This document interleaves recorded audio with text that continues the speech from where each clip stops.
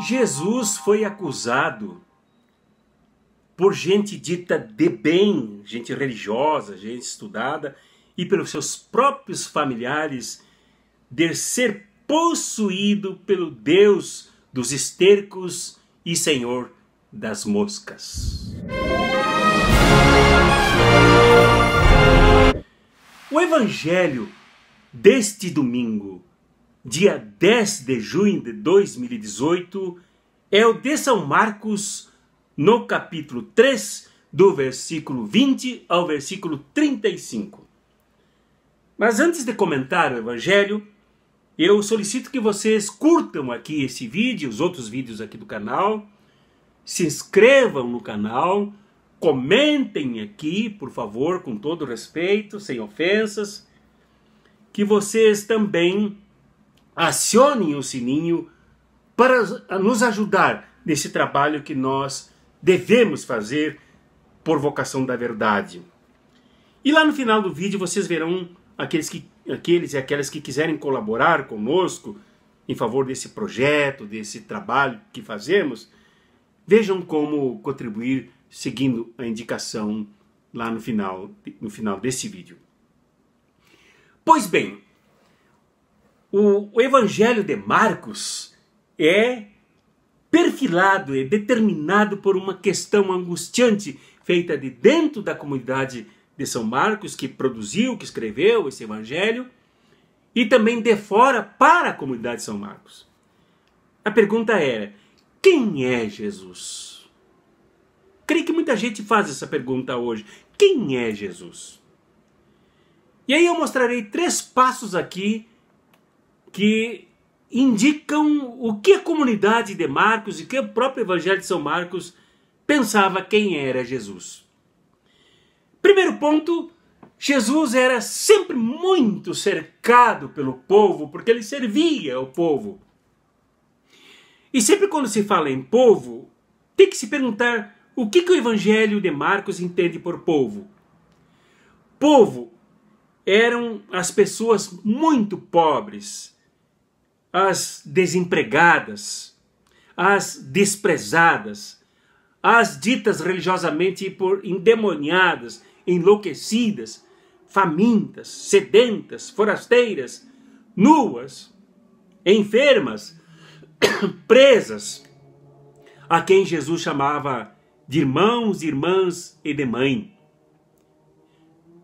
Este era Jesus, que vivia cercado pelo povo, por este povo aqui, por esses desprezados. Desculpem aqui a tosse, viu?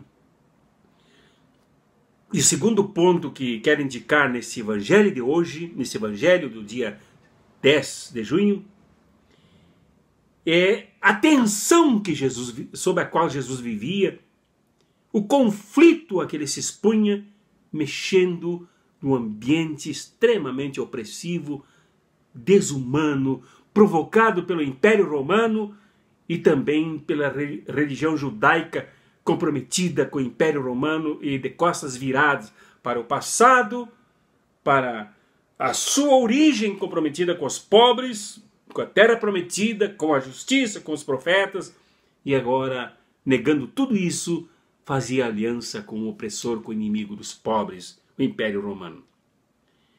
É que Jesus era acusado de Belzebu, aquele que indiquei acima,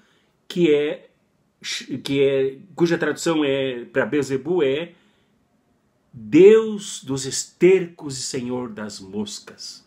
Olha de que acusavam Jesus: de ser dominado pelo esterco e de ter moscas no cérebro, ter moscas na alma, ter moscas no espírito, ter moscas no que falava, ter moscas e estercos no que fazia. Que coisa impressionante! Como também era acusado de ter pacto com o demônio, ser possuído por muitos deuses e não só por Belzebu. Era uma loucura e também era chamado de louco. Os próprios religiosos judaicos, especialistas da tradução das escrituras, do ensino das escrituras, os escribas, que escreviam os textos, E os familiares de Jesus, inclusive a sua mãe, seus irmãos, o chamavam de demônio e de louco. Louco, enlouquecido. Porque ele ousava romper com o conceito de família que era composta por uma estrutura clânica. Já que ele não tinha mais pai, essa estrutura indicava que ele devia ser o arrimo, responsável pela família, e a família estava lá cobrando isso dele, quando ele considerava a família bem mais amplamente os excluídos, amados pelo pai. A sua mãe, seus irmãos, não entenderam esse projeto de Jesus. Por isso o chamavam de demônio, de louco. E finalmente, aí Jesus se vê obrigado a definir o que ele entendia por família, já que não aceitava aquela estrutura de clã, aquela estrutura pequena, aquela estrutura de mulheres dominadas por machistas, aquela estrutura que tinha escravos, mas ele via a família composta por aqueles que faziam a vontade do Pai, como ele disse. Quando avisaram, olha, a tua mãe e os teus irmãos estão aí fora e te chamam. E se chamam, queriam tirar ele dali e levar para casa, na marra.